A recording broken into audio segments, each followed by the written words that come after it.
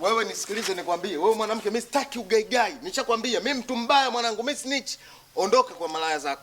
Sikutaki. Shika begi lako. Bana mume wangu sasa mimi naenda wapi bana? Nenda unapopajua wewe, nenda mwana kwenda. Oya wewe. Wewe. Kuna wewe sasa unanifukuza kwa kosa gani sasa? Mimi nimekosea.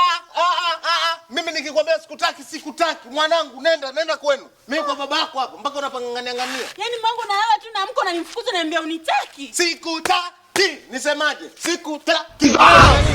Mtasema na vitu vingine mimi napata tabu. Utajua mwenyewe, upate tabu, upate Mwajuma utajua mwenyewe. Ashura utajua mwenyewe. Wewe. Oya, ex yangu. Njoo tupashe viporo baba. Naona hapa nishaachwa. Njoo baba njoo. Unitishi mimi wewe.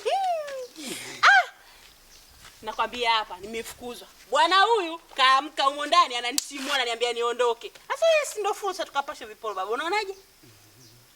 Yaani hiyo yenyewe. Halo. Unachokiwa na cha nini? Wenzao nawaza atakupata lini baba? Wewe ex wewe. Wewe mbwa. Kumanina. Piga mbao unasikia usingizi siku nzima. Naomba wewe. Wewe umenifukuza. Wewe niache bwana. Mimi si nimekulipia mahali, nitakulipa mahali. Ingia ndani. Wewe umenifukuza. Mimi naondoka. Alafu nitakupiga mteke wa nani huo? Mimi mteke wa mtakonda na uwezo. Ndani. Let's go house. Ngangania kuondoka. Wewe toka wewe. Usiana nini bana mimi ananichosha. Sienda kwa babako huko.